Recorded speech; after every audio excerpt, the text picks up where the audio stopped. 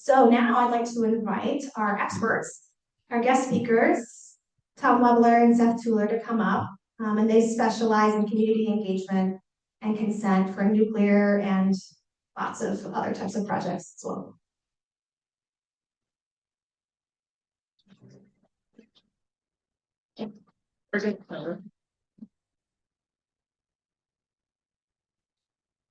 Okay, hello everyone. I'm Tom Webler, and here with Seth. We're from the Social and Environmental Research Institute, which is a nonprofit research institute set up we live in Western Mass, and have lived out there. It's 30 years, I think, this year that we set up SERI 30 years ago to focus our work on public participation and technology and risk. We both got our graduate degrees at Clark University, Seth in psychology and me in sociology. And we've always been interested in this topic of risky technologies and how communities can be involved in making choices about what they want to live with and how.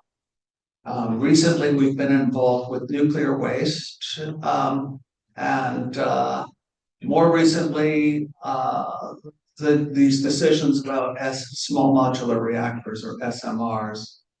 So just the policy moment, as you all probably know, all of the governors of New England have asked for more nuclear reactors. Not should we, but how can we, right? So that's where we are right now. The Department of Energy had funded a 2-year project, 13 different groups, each got 2 years and $2 million to go out and learn about how to do consent-based siting with communities, from communities and tribes. We had one of those grants together with the Keystone Policy Center in Colorado and the National Association of Regional Councils, and some people from C-10 were invited and came to our meetings in Worcester and in Denver. We just learned today that DOE will not be releasing any of those reports from those 13 projects. They've moved away from the idea of consent to collaboration-based siting, which is not defined in any of their documents.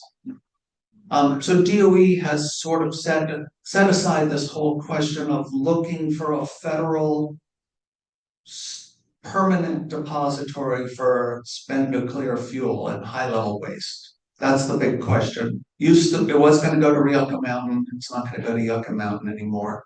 Where's it going to go? And that's what we thought we were working on. Instead, DOE, led by Seth Cohen of Doge, Elon Musk's effort there, Doge. In DOE, he's apparently a lawyer, 31 years old, knows nothing about nuclear, but has come up with this program of life cycle innovation campuses. And what they're doing is basically saying to states, propose to us a campus that involves a bunch of different nuclear things, but it has to involve waste disposition. Disposition. That's a DOE term. They used that term in the past. It's not waste disposal. Waste disposal is put it in a repository deep underground and leave it there forever, like Finland and Sweden and other countries are planning to do. Disposition, we don't know exactly what it means, but it probably involves reprocessing, possibly involves reclassifying waste, so more waste can be disposed in surface level landfills. 28 responses, 26 states. New Hampshire gave one, from which I heard from the end. Rumored it was laughed off the table because they didn't. DOE required that you deal with waste disposition. So the top of the list is Utah, which Secretary Wright went there. It's in the newspaper. He said it was a top, this was a request for information, but really what it was states proposing projects. They have to actually list the place and exactly what they're going to do there. And Utah includes permanent waste disposal deep underground, as well as other things. fuel manufacturing and things like this and new power plants. So Utah is listed at the top according to what we've heard, but other states are being taken seriously. Some responses are public, some are not. So this is kind of where we're at with the waste problem, but it's also linked to the generation, the new reactors, the alternative nuclear reactors, which include SMRs, but might include larger non-light water reactors.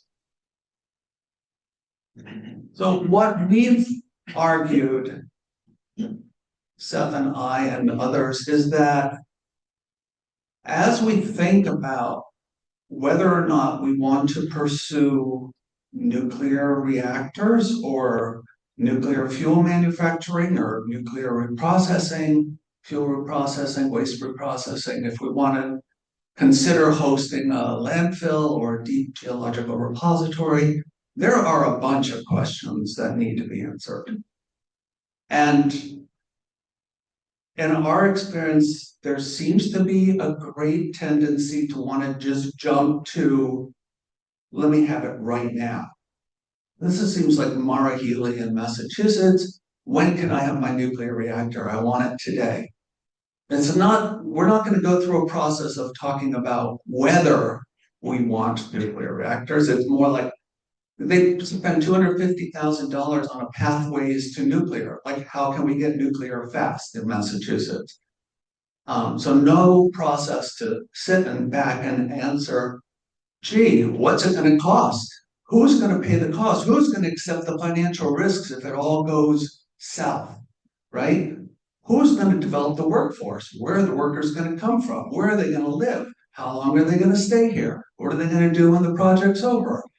What about community acceptance? Are we going to force this on a community? Is it going to go in the poor part of a community? Is it going to get crammed up right against the border of another state, like Vernon or Seabrook is? Is it going to get put, like they say, SMRs can go right downtown in the middle of New York City? Is that where they're going to go? Where are these reactors going to go? Where's the waste going to go? I mean, you've got a company out there, Deep Isolation, saying they can drill a borehole and shove a barrel of nuclear waste anywhere you want it. Just drill a hole and dump it down there. So is that what's going to happen? Is that what communities are going to accept? You know, what's on the table? We don't even know what's on the table. And how are we going to go through this? What are the technologies? Like what, we don't even know. There's like 90 some different alternative nuclear reactor technologies on the table. Which ones are going to be developed? Well, that's starting to take shape. We're starting to see because the government's getting on money. What are the site requirements for new reactors? NRC hasn't put those out. So this is just, Seth and I just came up with this quickly, back of the envelope. There's a lot more questions you can probably think of that need to be answered. So we've argued that states should go through some structured process if they're really going to want to jump into this, that will give a real opportunity for people to comment and learn and reflect on what they want. And so a process like this, we can come back to this slide later if you want, but I just want to speak a little bit about the first state, Delaware. We, because of a project I was going to do on offshore wind that got canceled, met people at the Sea Grant office in Delaware who started working for a state legislation, Senate and House committee task force on new small modular reactors in Delaware. And so we came in and we said, hey, you should ask all these questions. And the chair of the committee said, yeah, that seems like a pretty good idea. And they developed these 5 study modules. They've got legislation from the state to go through and study these things, and they're actually negotiating recommendations right now. Hopefully they'll be finished next Monday. So we think it's an example of a state like actually sitting down and asking questions. But consent-based siting is still something we're holding on to.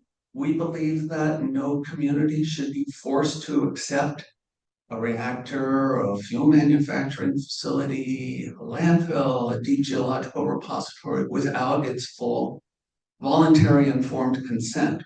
And we've written academic papers about what is free, prior, informed consent, what's the history of consent, how does it trace back in medical ethics, how does it trace back in research ethics, what's the link to democracy, fundamental beliefs in democracy about self-determination and right to self-rule, and how do those coincide with higher levels of hierarchy in democracy. But we've written about this, we've thought about it, and we've been pushing the belief that communities need to be involved. They need to know what they're getting involved with and sit down and decide for themselves if that's something they want to do or not. And we're hoping that sanity returns one day. And the whole idea of consent is once again put back on the table. So quick lessons. We've seen in the past that trust has been destroyed by broken promises. And once again, we're seeing DOE changing the rules of the game. DOE or the Congress seems to wallow back and forth in the administrations, whatever. One day it's this, the next day it's that. It's unclear who's consenting for who with these new life cycle innovation campuses. States had 3 months to tell the DOE exactly the GPS location coordinates for this new life cycle innovation campus. How much public involvement could they have done? Probably very little. And if they don't do it right, just going to continue to lose legitimacy and loss of faith in the government. And these are none of these things are good things. And of course, we shouldn't be just thinking about nuclear in the outside of the context of energy and bigger issues, climate change. There are many solutions to energy challenges and needs, and nuclear needs to be considered. If it's going to be considered, we have to consider the other things as well: solar, wind, geothermal, advanced geothermal, and so on.